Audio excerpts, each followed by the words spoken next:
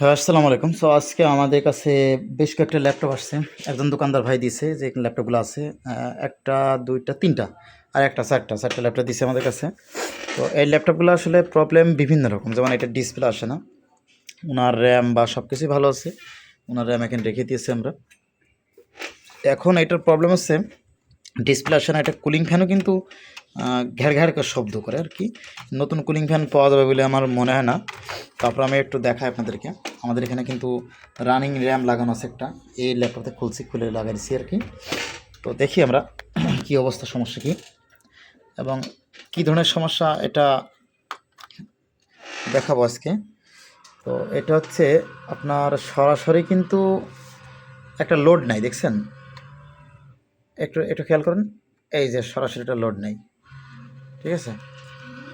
দেখি আমরা, এই যে লোড মানে লোড নাই সরাসরি। তারপর বিষয় আছে সুইচ টিপার আগে কিন্তু কুলিং ফ্যান ঘোরা শুরু হয়ে যায়। ঠিক আছে, এসে বিষয়।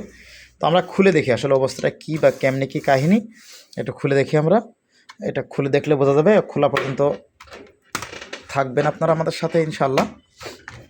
এখন দেখি কী অবস্থা।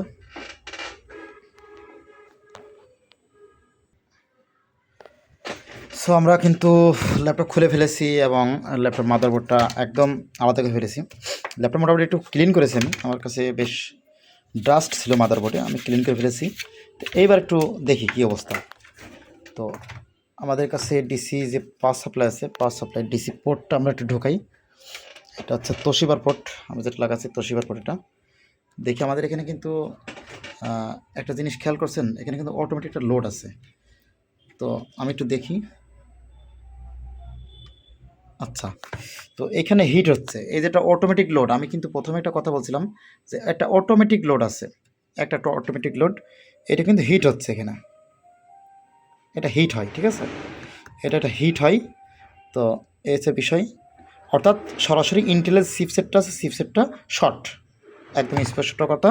এটা ইন্টেলের চিপসেটটা আছে, চিপসেটটা শর্ট, অর্থাৎ মাদারবোর্ডটা হবে না।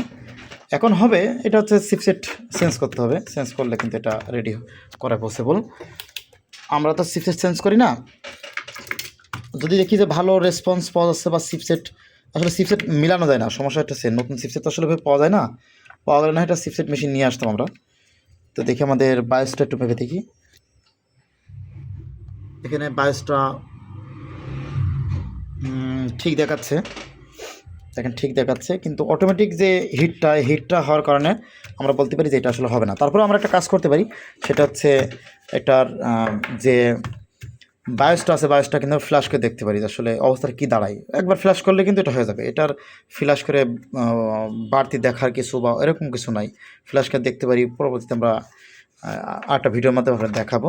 তো এই ভিডিওর মাধ্যমে আমরা যে দেখালাম আর কি, যে বিষয়টা কী, এর মাধ্যমে যারা নতুন কাজ করছেন, তো আমি মনে করি তাদের জন্য ভিডিওটা মোটামুটি বেশ একটা ভালো একটা কাজে আসবে ইনশাল্লাহ। তো সবাই ভালো থাকবেন, সুস্থ থাকবেন এবং আমাদেরকে সাপোর্ট দিবেন।